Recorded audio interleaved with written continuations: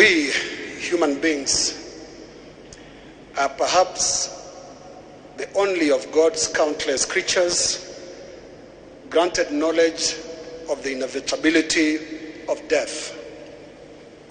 But on a day like this, we are, in a most cruel way, reminded of just how pointless and how worthless that knowledge is.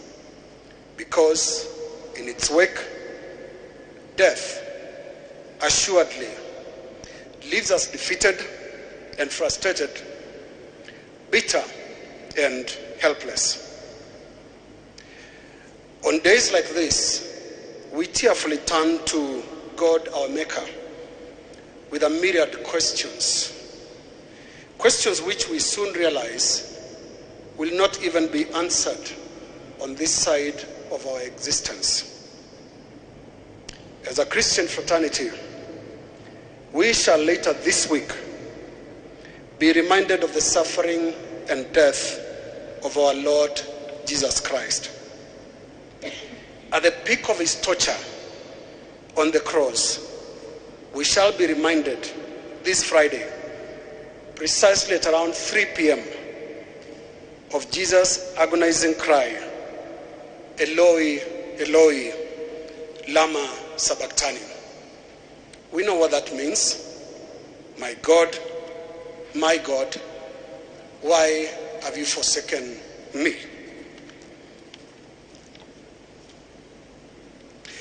In the sharpest edge of suffering and in the deepest end of our grief, we too get there as our faith is tested to the limit, as we seek to ask God, why? Or even, where were you? To the family of Rita, the Yapan family, to my brother Robert Nagila, and to beautiful Mia, we share your pain and stand with you. We humbly come to you at this time like Eliphaz the Temanite, Bildad the Shuhite, and Zophar the Naamathite, the three friends who visited Job after all the losses he suffered. And like them, we acknowledge today that no words that we speak today will be adequate to take away your grief. My last encounter with Rita was a month ago, right outside this church, next to the bookshop, to be precise. It was Ash Wednesday, the first day of this very Lenten season. Rita was a devout Catholic and a stickler of the church's deep traditions and its very elaborate liturgical calendar. And as the high-pressure nature of the Ash Wednesday Masses, for those who know, hourly Masses here, our encounter ended up really brief. We agreed to catch up soon. It was never to happen. Nevertheless, I will always hold to many great memories of one of the finest human souls. In her core, innermost core, Rita remained in Nairobi as close as possible to the earnest wishes of any mother, a good child, and a meaningful adult. Always proper, always well put together. The villager in me is stepping up. And yes, those like me and like Rita, born and raised up in the rural areas, always tend to judge people on these streets by how much Nairobi has destroyed them.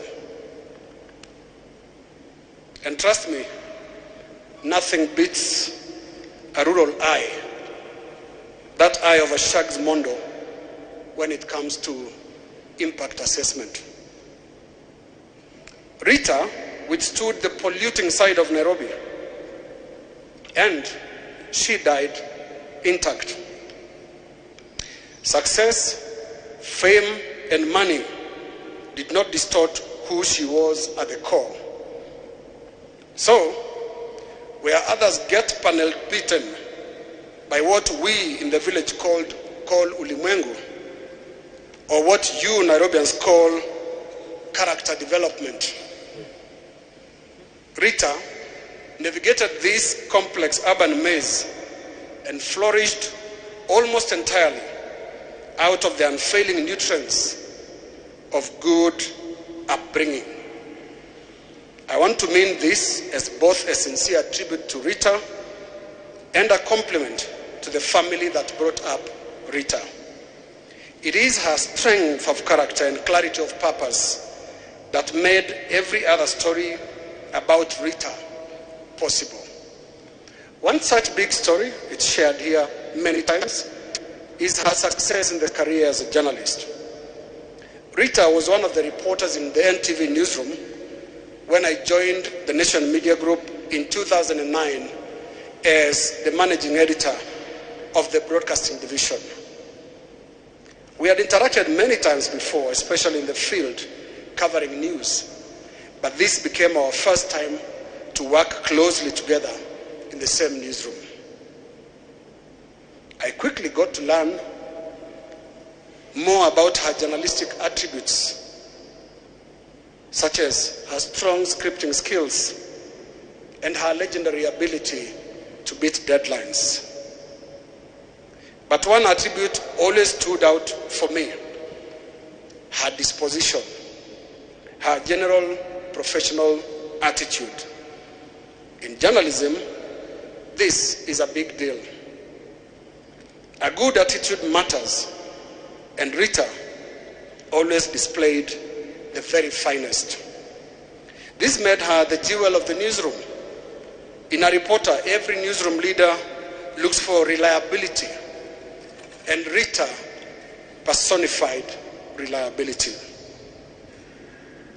Rita's greater possibilities came alive in 2010 when we started pushing the limits of live television news, among other ambitious editorial experiments at NTV.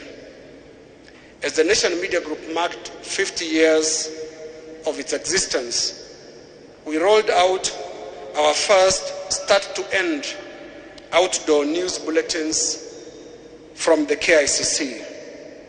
Later in the year, we had the referendum on the Constitution, with our rolling coverage starting 3 days ahead of the August 4, 2010 vote on the new Constitution.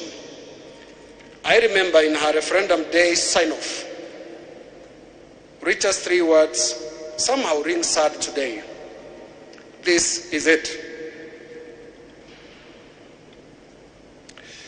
It was after the 2010 referendum that Rita was introduced to anchoring news, when we launched a live, on-location 3-day TV magazine weekender called the County Edition,